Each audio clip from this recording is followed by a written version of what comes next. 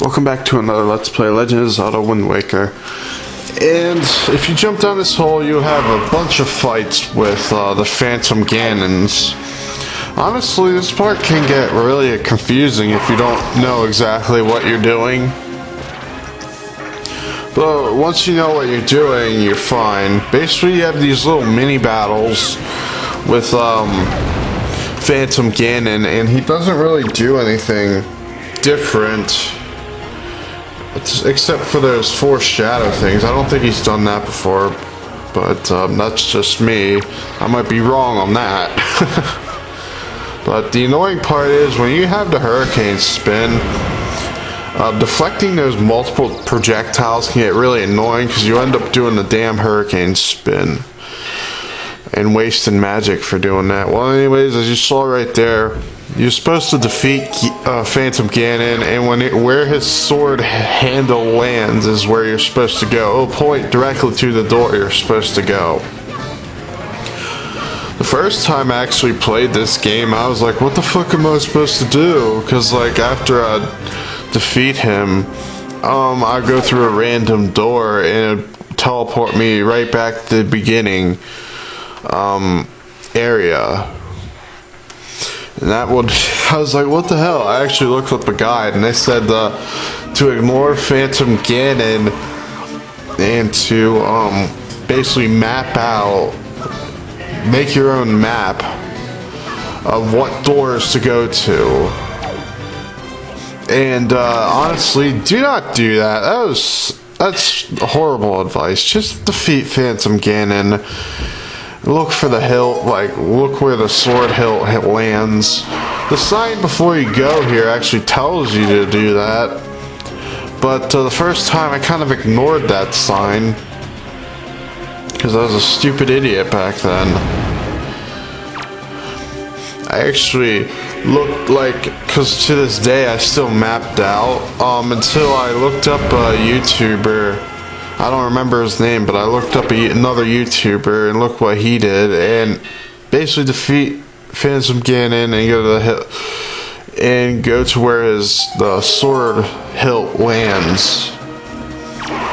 Then I noticed that he read the sign, and the sign said that too. I'm like, really? I'm not stupid. This is the quickest way. If you're trying to just map out, because I believe this is randomized, so you cannot memorize the location. I don't know why it wouldn't be randomized. There's so many doors.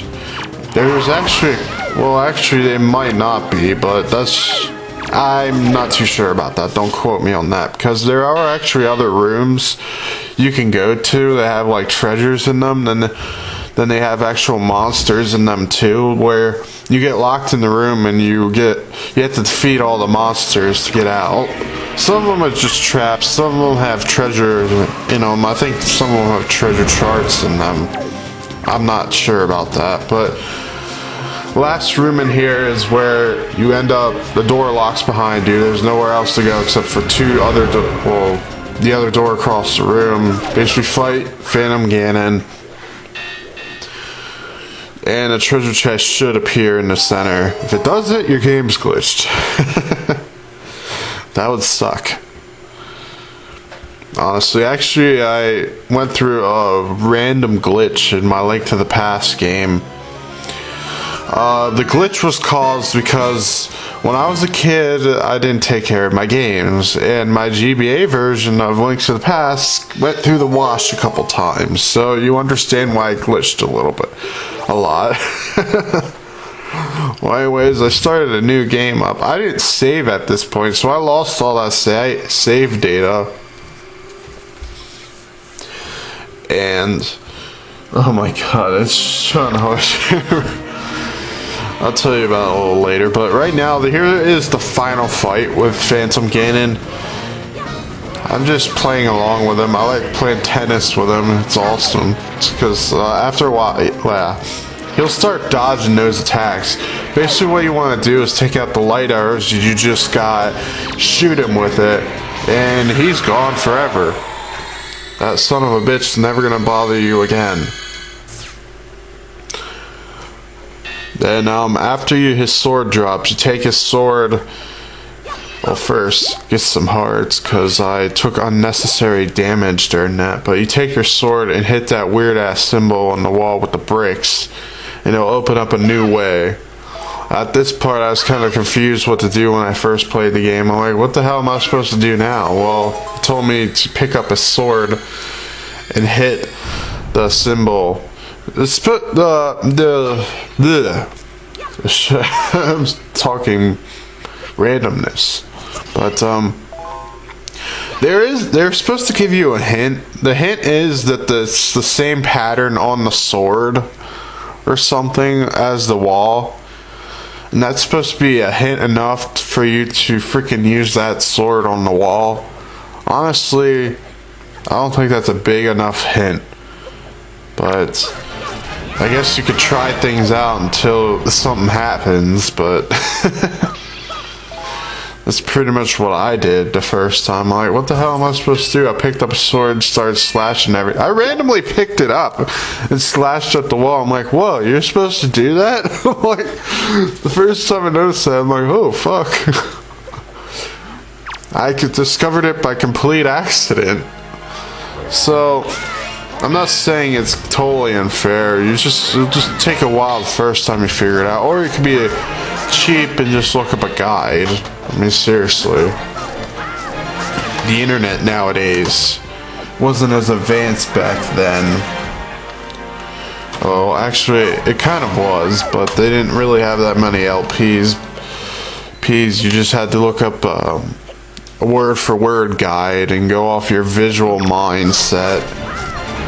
So it was still kind of challenging to go through a couple things, but not as much as trying to figure it out yourself.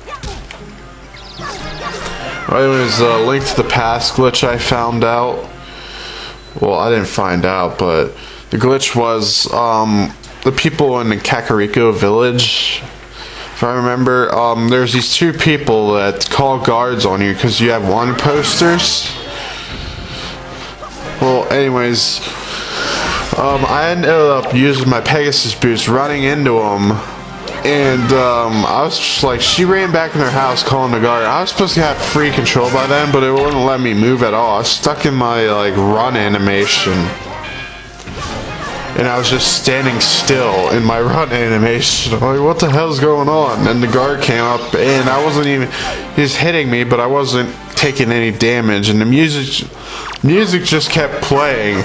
The guard kept running back and forth over my over the sprite of the main character. I'm like, the main character showed he was getting hit, but the hearts didn't go down. I'm like, and I couldn't move, and I'm like, what the hell's going on? It was so weird. But that's what going through the wash does for games, especially GBA games and stuff like that. I don't know why I keep saying stuff like that. It's my favorite little catchphrase or something. Anyways, we finally made it. Only to find that Zelda's unconscious. Wonder how that happened. Magic. Ooh. Dark magic. Or Ganon could have bitch slapped her. Pimp slap or whatever you freaking call it. Anyways, right now he's actually reading her dreams, which is kind of weird. I really don't get it, honestly. It's just kind of random to me. I do like this scene, but it's just like what he's saying and why he's reading her dreams is just kind of random.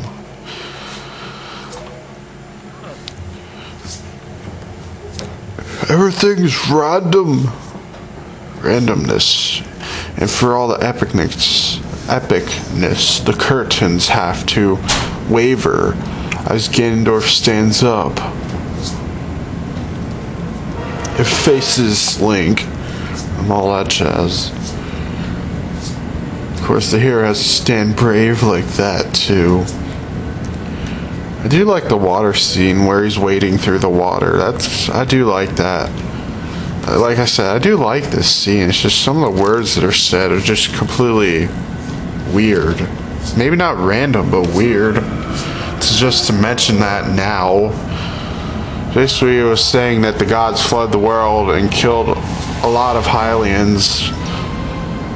Some of the Hylians didn't make it to the mountaintops and all that jazz. Basically, he's saying your gods destroyed your people and stuff like that.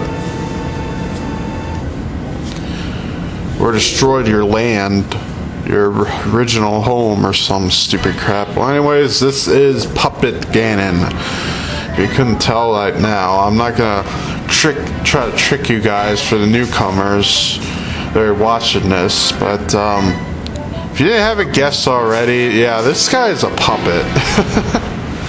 I mean, I'm cutting the fucking strings, for God's sakes. This is pretty much what you have to do for the entire battle, is, well, for the entire one part of the battle, because there's two other parts to this battle, but basically the only thing you can do is use your light arrows on that blue ball thing, because that's where Ganon's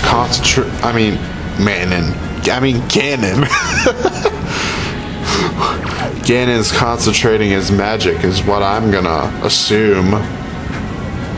You can cut all of the strings so that the asshole won't attack back at all, but I wouldn't waste your time because he barely does any attacks in this form.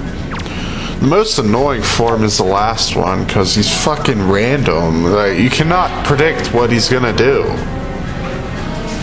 If you can, then, well, good for you. I can't. I'm like, what the hell is he gonna do next? Because, well, I think he's gonna run right into me. He doesn't. Then, what I don't think he is, he does. It's like, oh my god. The last form is the most annoying form. And this boss fight can take forever. Just because you need to shoot a light arrow at that fucking ball thing. Oh my god, Papa Ganon used tail whip and it actually was effective. It actually hurts. Yes, Pokemon reference.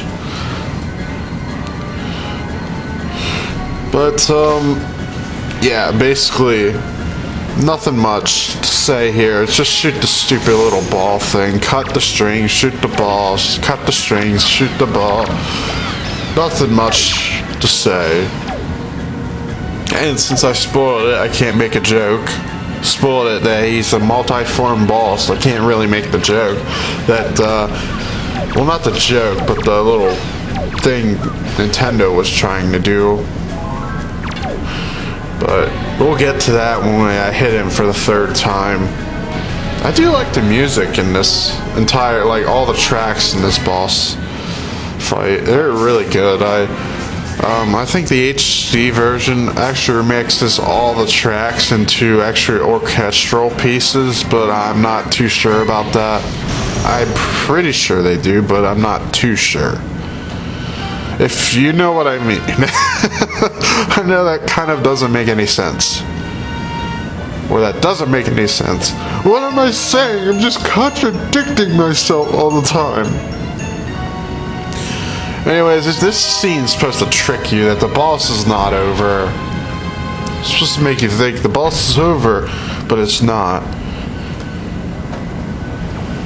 Basically, this is what the water was for the entire time. Point the camera straight up to see where he's landing. I do like the reflection effect of the GameCube's graphics. It's really good. Although reflection could have, like what I've heard so far, reflection could have been done with the PS1 and N64 and all that, but I still like the damn effect. Jeez. I think it's amazing that they reflect all this much. I know I'm like, I can be easily amazed, but I'm more of an old school 3D gamer, to be honest. If you haven't noticed. Because I probably would have been playing the HD version already. No. Not really. I think I do want to show that off sometime, though, the HD version of this game. So we can show off the little nuances and all that. Maybe I do another playthrough. Not anytime soon, mind you. I mean, holy shit. It took a lot just to get this playthrough done. I'm not gonna make you guys suffer and watch another Wind Waker LP of the HD version. No, I'm not gonna do that. Probably for about another 1 or 2 years, I won't get the HD version done, because I don't want to do that right away, like right after I'm doing the GameCube version. That's kind of stupid. And this is the most annoying fucking part of the boss fight. This guy's pattern is completely random. He'll run into the fucking wall like a dipshit, but you have to shoot at the right time to hit that fucking thing. Try doing this on a delay. That's what I'm doing right now. Since I didn't have splitters at the time, I did do this fucking boss fight with a input delay. I was watching a direct feed from my fucking computer to fight this boss. That's why I'm doing so horribly, mind you. But I still managed to do it without dying once. Or using a fairy, I should say. Without using a fairy. I'm pretty much surprised, because to the last point, when I get the last shot, I'm like, oh my god, I did it. Because I was pretty much assuming, am I gonna fucking die in this boss fight? It was like, I better not. Like, well, that was when I was recording this boss fight, mind you.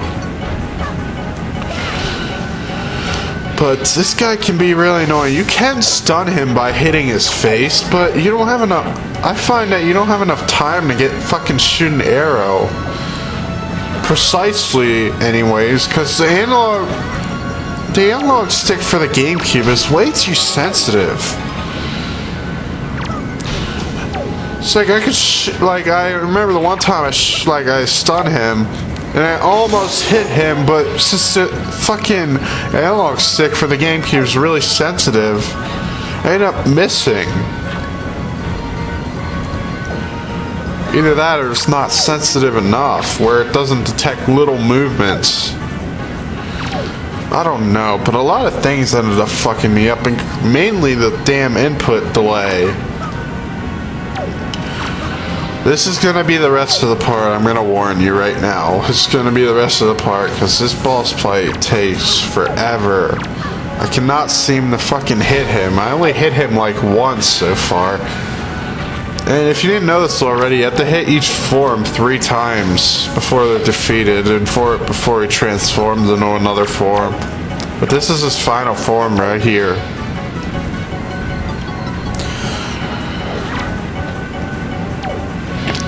Excuse me, and it really shows, because he's so fucking hard to hit. And I actually got lucky here where I got him in a pattern where he just circles me like a fucking retard.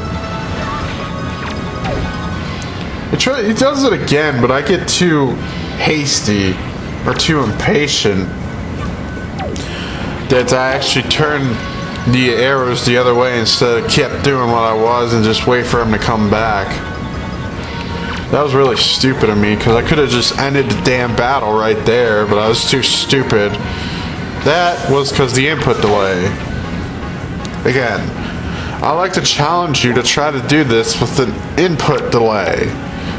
Like a 5-second input delay or something like, maybe not 5 seconds, but just an input delay in general. Mainly the reason why I fuck up is in the other parts of the game too, is because I was playing this directly through my computer's Dazzle. I was playing it through the program and watching it myself play through the program while I was playing the game. If that makes any sense to you. Alright, I think we're pretty much almost done here. So I remember I do get low on health. Yeah, we're almost done. I've watched this at least 3 times before commentating over. Mainly because I like the boss theme, but that's just me. I actually get lucky right here. That's my last of my the last of my magic. And I end up fucking hitting him. I'm like, I was debating on whether to do a slow-mo shot to be epic, but nah, that wouldn't work well in first person, to be honest. Plus, the freaking light arrow shines the entire screen. That's another thing that doesn't help when you're trying to fucking aim. Because when you use the light arrow, it shines up the entire screen, making it a little bit harder to see where you're aiming at.